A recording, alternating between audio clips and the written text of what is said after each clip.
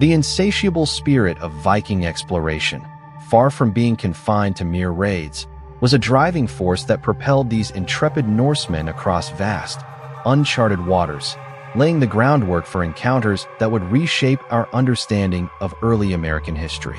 Imagine a people driven by a blend of ambition, necessity, and sheer curiosity, pushing the boundaries of the known world with their remarkably efficient longships, vessels that were simultaneously instruments of war, trade, and unparalleled discovery.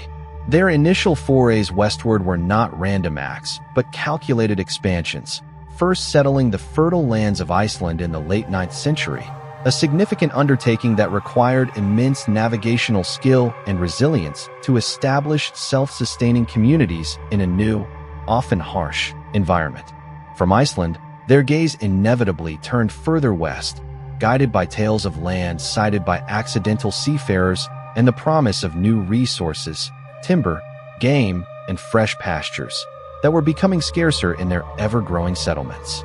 This relentless westward push culminated in Eric the Red's dramatic colonization of Greenland around 985 CE, establishing a thriving, albeit challenging, Norse society on Greenland's rugged, ice-fringed coast was a testament to their adaptability and determination, creating a crucial stepping stone, a final frontier before the true unknown. It was from this remote outpost, positioned on the very edge of the North Atlantic, that the whispers of an even more distant land, a land seen only fleetingly by those brave or unfortunate enough to be blown off course, began to solidify into a tangible destination.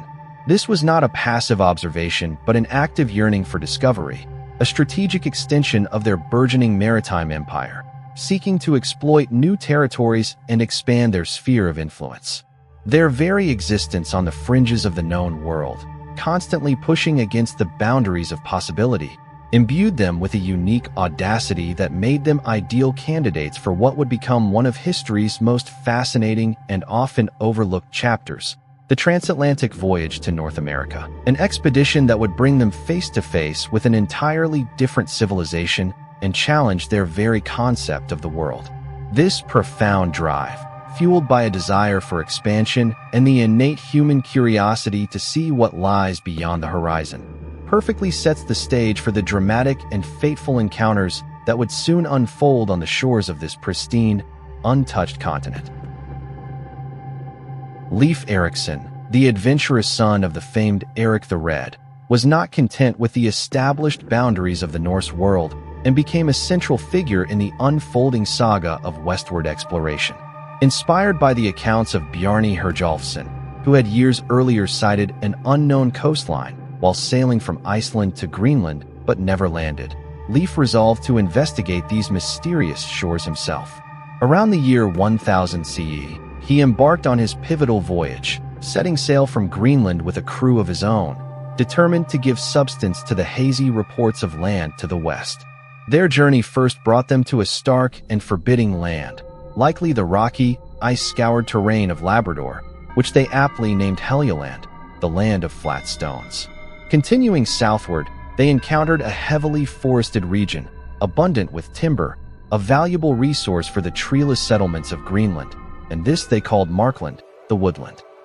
Finally, after further sailing, they arrived at a place that truly captured their imagination, a verdant and inviting land that stood in stark contrast to the harsh landscapes they had previously encountered.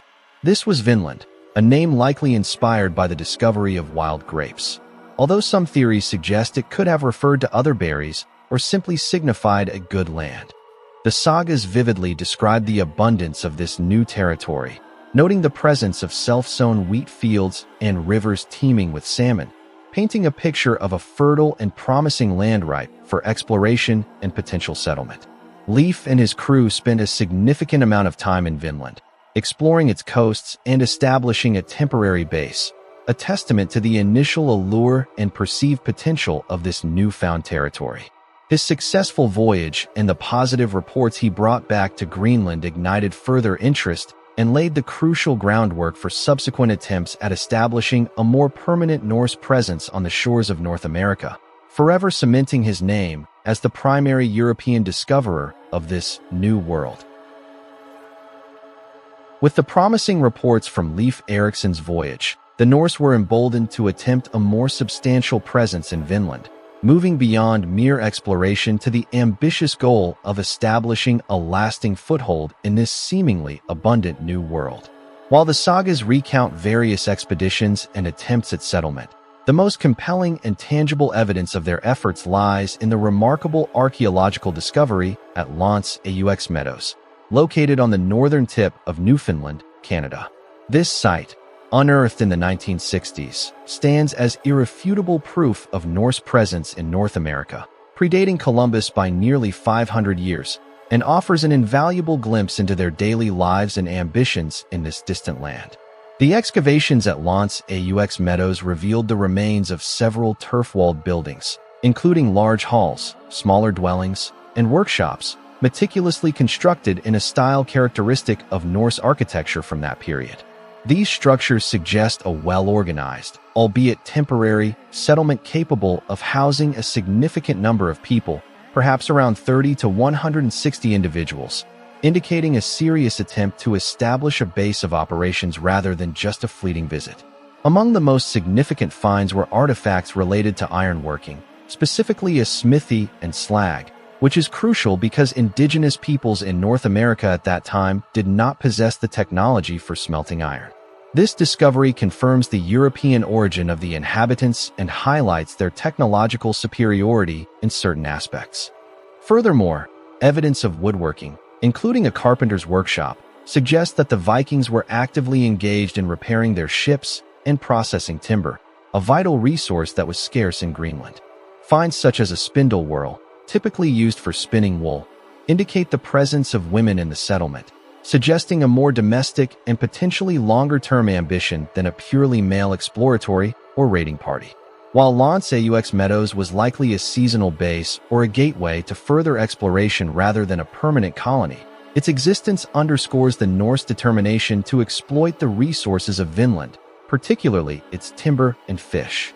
The layout of the settlement, strategically located near a sheltered cove with access to fresh water and fertile land, reflects their practical approach to establishing a viable outpost. This archaeological treasure provides a concrete link between the sagas and reality, allowing historians and archaeologists to piece together a more accurate picture of these early transatlantic ventures. It reveals a sophisticated, adaptable people who, despite the immense challenges of distance and the unknown, were capable of projecting their culture and technology across an ocean, even if their ultimate goal of permanent colonization remained elusive.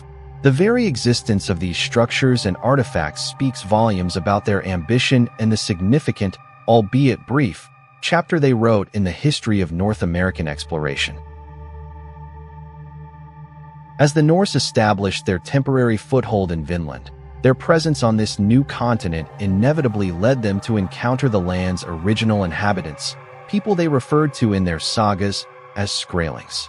This term, derived from Old Norse, is often translated as wretches or barbarians, reflecting the ethnocentric perspective of the Vikings, who encountered a people vastly different from themselves in terms of culture, technology, and way of life. The initial interactions, as described in the sagas, were not immediately hostile, but rather marked by a cautious curiosity that quickly evolved into attempts at trade. Imagine these two vastly different worlds colliding. The bearded, iron-wielding Norsemen in their woolen tunics, fresh from long sea voyages, standing before indigenous peoples, likely ancestors of the Beotic or other Algonquian groups, skilled in hunting, fishing, and living in harmony with the abundant natural environment, relying on stone, bone, and wood for their tools and weapons.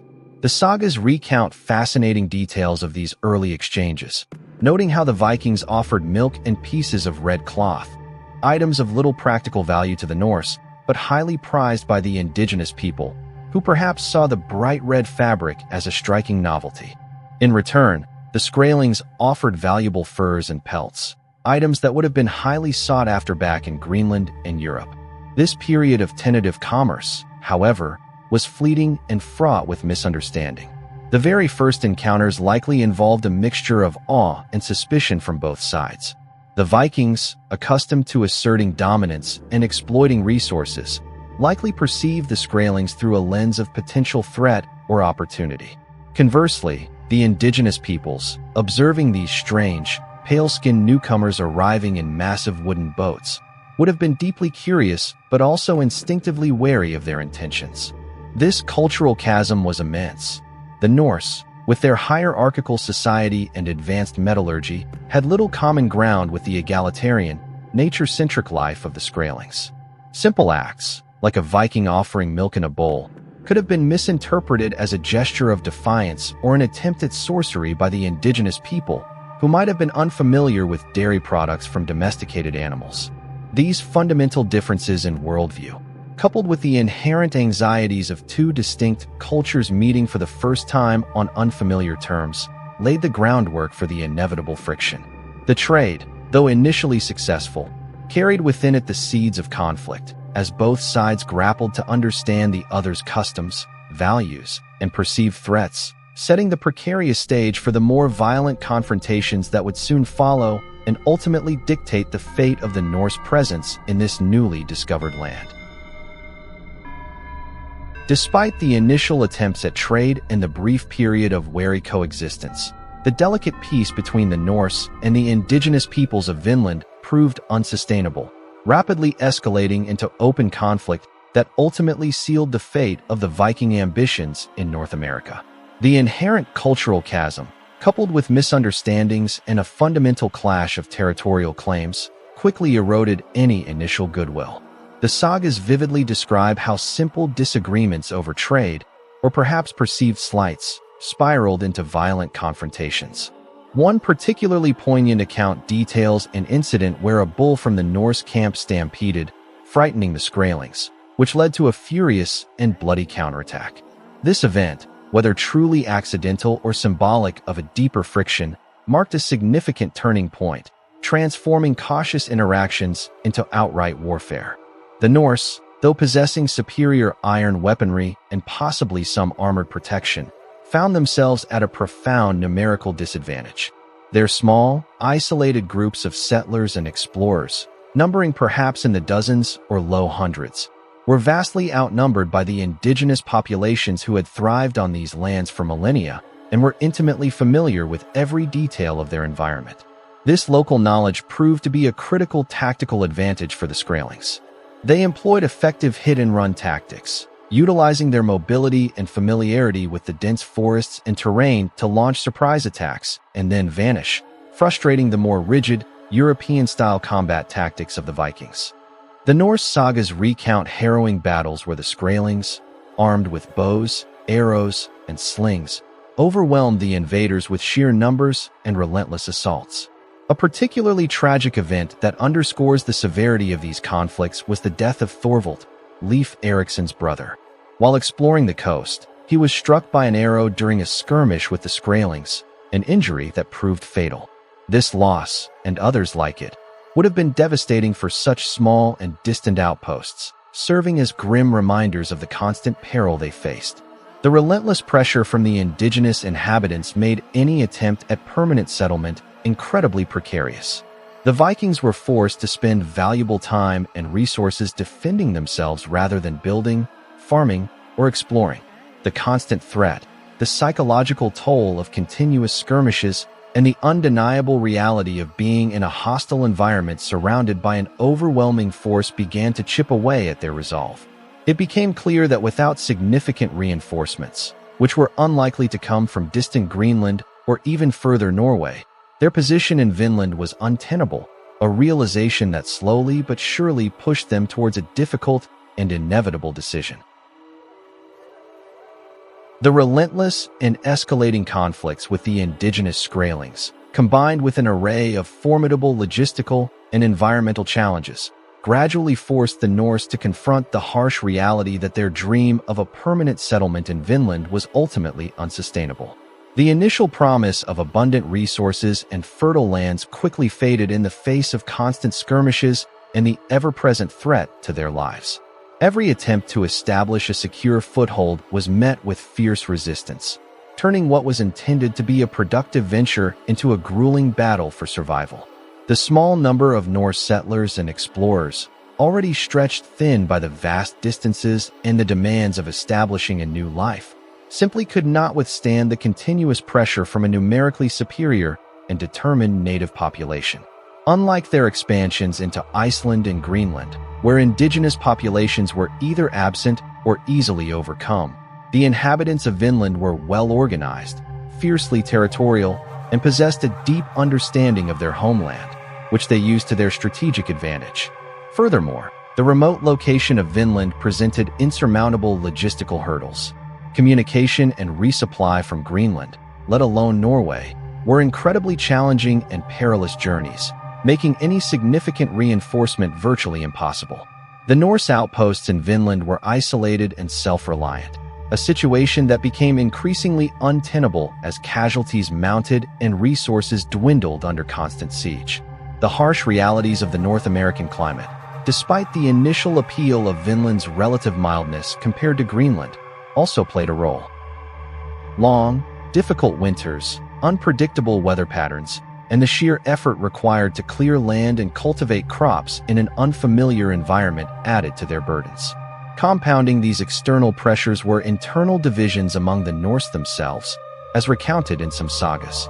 Disagreements over leadership, strategies for dealing with the Skraelings, and the sheer weariness of constant vigilance likely exacerbated the already dire circumstances.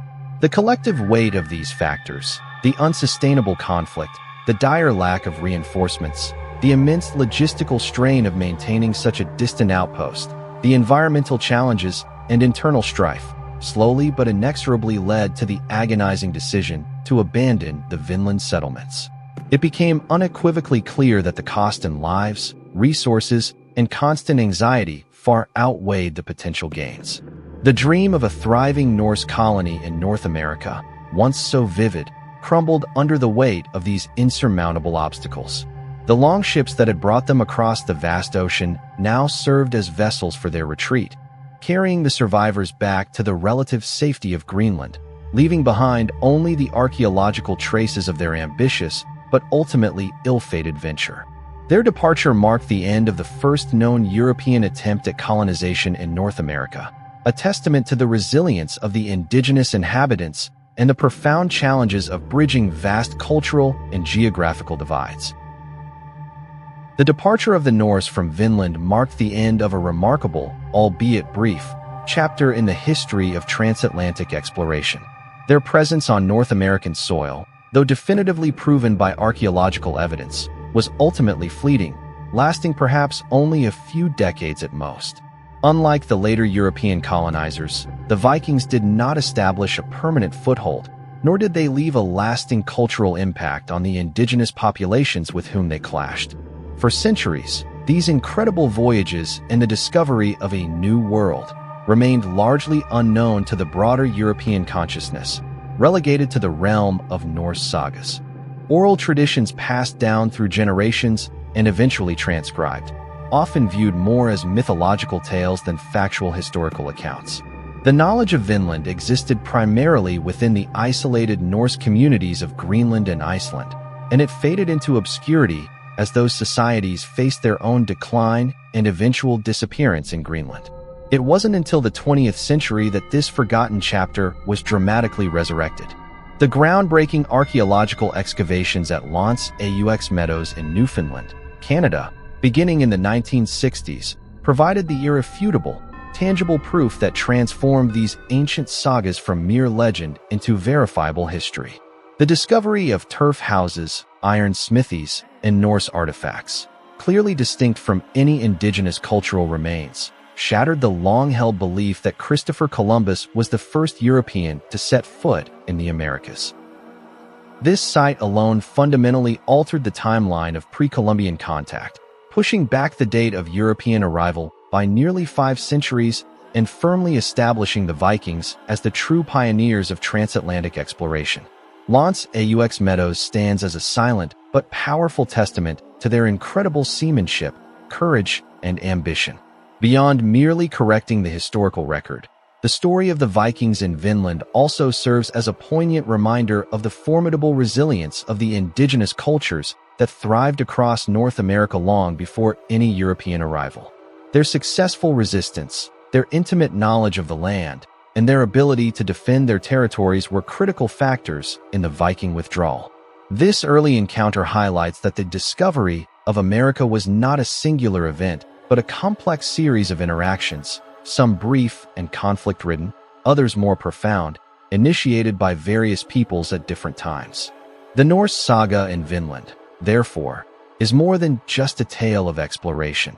It is a vital piece of the global tapestry of human migration and interaction, reminding us of the often overlooked early chapters of our shared past and the enduring spirit of both explorers and those who stood their ground against them. Their brief foray across the ocean remains a powerful testament to human endeavor and the profound impact of cultural encounters.